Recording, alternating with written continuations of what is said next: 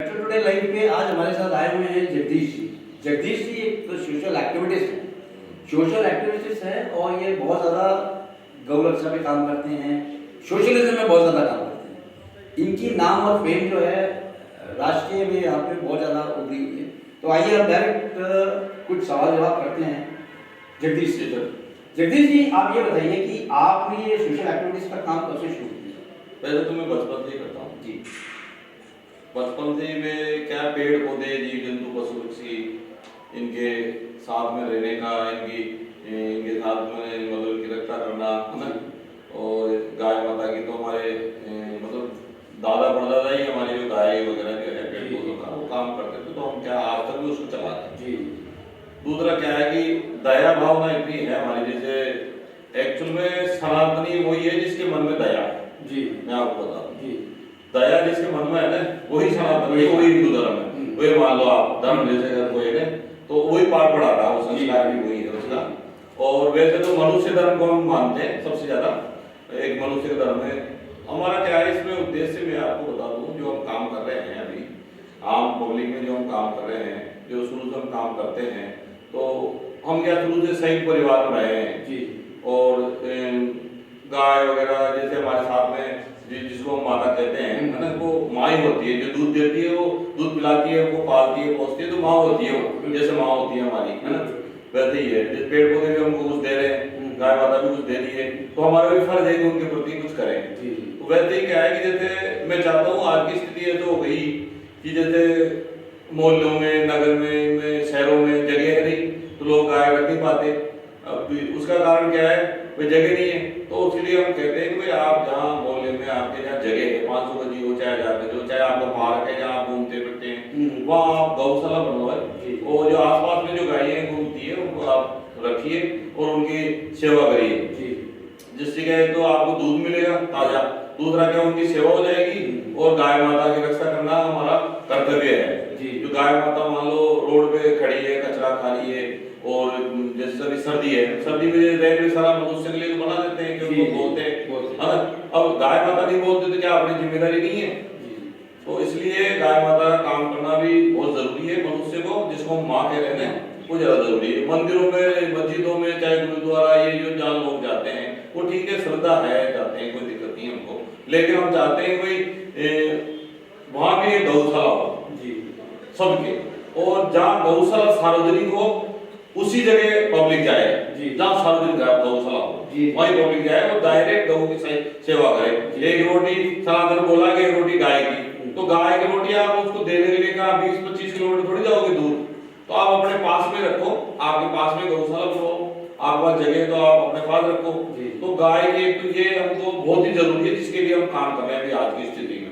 दूसरा क्या है कि जो घर में बच्चे हैं, बच्चों को क्या अपने परिवार के बारे में आप बच्चों को जरूर बताएं, आपके परिवार के बारे में, आपके परिवार का इतिहास जरूर बताएं उनको। मतलब आपका कहने का मतलब ये है कि देखिए पहले हुआ करता था संयुक्त परिवार, आज का संयुक्त परिवार तो खत्म हो गया तो संयुक्त परिवार खत्म होने का इफेक्ट ये आया है कि बच्चों को शिक्षा के अभाव हो गया, उसके बारे में आप बता रहे हैं? हाँ, उसके बारे में मैं बता रहा हूँ कि आज बच्चों को क्या करना चाहिए क्या नहीं करना चाहिए उनको कुछ पता ही नहीं। अब क्या होता है, जैसे आज अपने इतिहास बताते हैं पुराना, जैसे हमने आजादी कैसे ली, ये इतिहास बताते हैं, जो बड़े बड़े नेता बोलते रहते हैं, तो वो इसलिए बोलते हैं कि हमने कैसे आजादी ली है, उस आजादी को आगे भी रहे।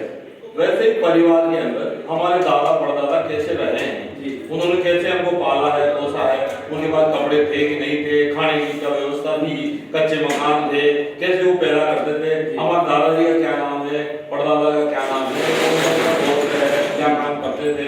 तो बच्चों को क्या दादा परदादा का नाम, पिताजी का नाम, उनके गोत्र का नाम, वो क्या काम करते थे, उसके बारे में बच्चों को नॉलेज होनी चाहिए और वो पेरेंट्स उनको नॉलेज दें। उसके अलावा बड़े बुजुर्गों के तस्वीर हमें घरों में लगा के रखें, इससे क्या उनको बच्चों को एक पारिवारिक संस्कार बहुत जरूरी है। प्रेम जो बढ़ेगा ना तभी बढ़ेगा जब परिवार का इतिहास उनको ज्ञान होगा, इसलिए ये सबसे जरूरी ये भी है। दूसरा क्या है कि हमने गाय का तो मैंने आपको बताई है, परिवार के बारे में बच्चों को बताई है।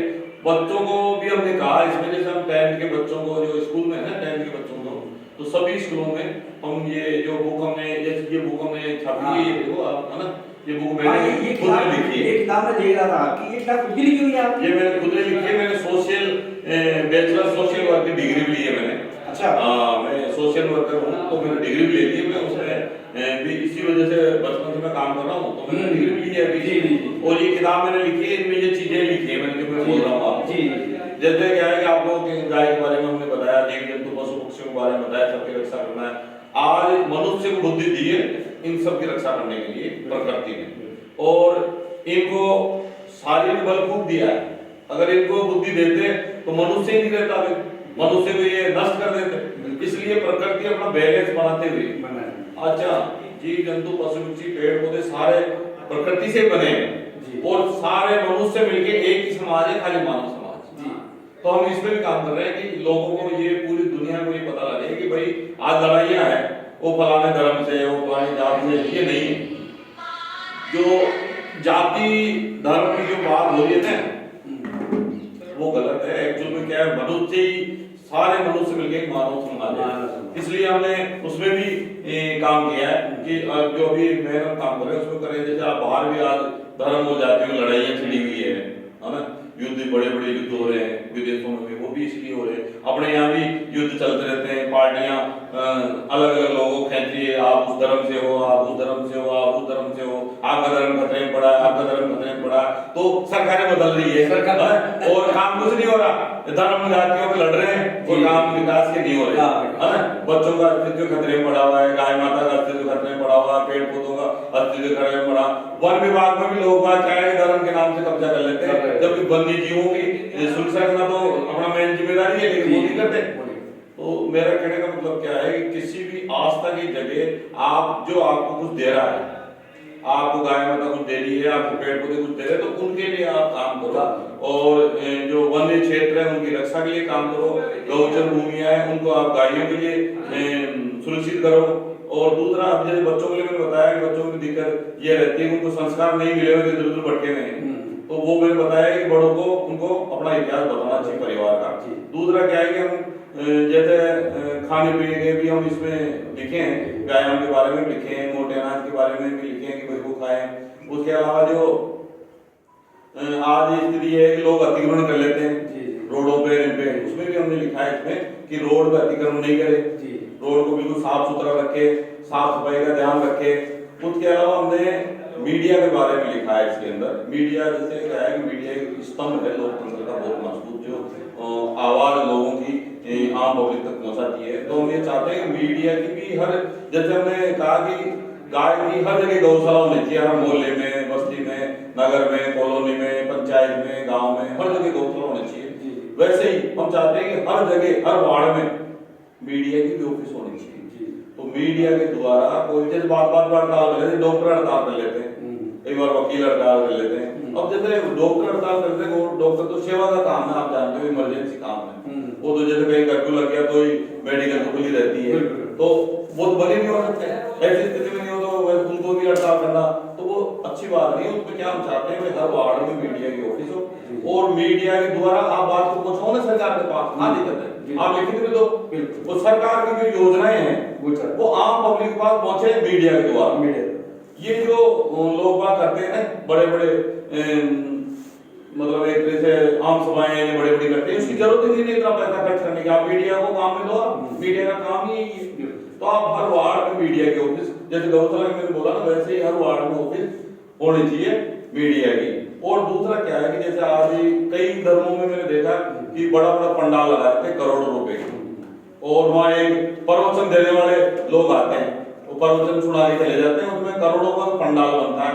प्रवचन देने वालों महाराज वगैरह कई लोग आते हैं, कोई से भी मान लो आप, तो पंडाल में करोड़ों रुपए लगाती है। उसके अलावा उसको भी देंगे 10-20 लाख रुपए, फिर वहाँ चढ़ा देंगे पब्लिक, फिर उसमें खाना भोजन करेंगे।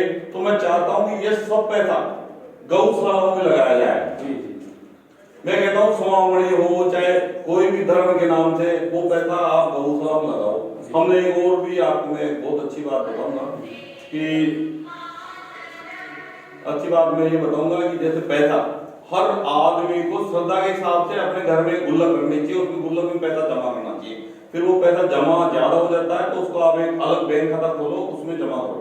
फिर उस पैसे को कैसे काम में लेना, उस पैसे को कैसे काम में लेना है कि जैसे आपके मोहल्ले में गौशाला बन रही है, आपके मोहल्ले में कोई स्कूल बन रही है, कोई कॉलेज बन रही है, कोई पशुशाला बन रही है, कोई गौशाला बन रही है, पशुओं का हॉस्पिटल नहीं है। आज मैं आपको बताऊं कोरोना में हमने देखा आज एक भी हॉस्पिटल नहीं है, तो गौशालाओं के साथ में हॉस्पिटल भी बनाओ, गौओं का इनका पशुधन जो भी हो उनकी देखरेख के लिए जो है, तो पशु हॉस्पिटल बनवाओ, इनके अंदर आपको पैसा काम में लो। आपका कोई गरीब बच्चे की शादी है उसमें पैसा काम में लो, आपका कोई गरीब दोस्त है, आपका कोई गरीब रिश्तेदार है, आर्थिक परेशानी है उनको, तो उनकी मदद करो उन पैसों से। कई बार आपके दोस्त या आपका रिश्तेदार आपका भाई मांगने आ जाता है, आप पैसे नहीं देते हो उनको, ये तो यार ये तो गरीब हो गया इसको कैसे दूंगा, नहीं उसको पैसा दो आप जो आपने जमा कर रखा है वो उसको मदद के लिए दो, क्योंकि सभी दुनिया में सुरक्षित रहेंगे, प्रेम से रहेंगे, तभी दुनिया आराम से और जिंदगी। सनातन धर्म यही सिखाता है कि सबसे प्रेम से रहें, जीव जंतु पशु ये सबकी कदर करना। तो ये हमें किताब में ओरिजिनल सनातन धर्म की किताब ये है, मैं आपको बताता हूँ जिसमें हमने लिखा है। ये थे जगदीश जी हमारे साथ। जगदीश जी ने बहुत ही क्लियर में बताया है कि क्या क्या है, कैसे क्या करते हैं, और इनकी किताब में तो पूरा कुछ लिखा हुआ है।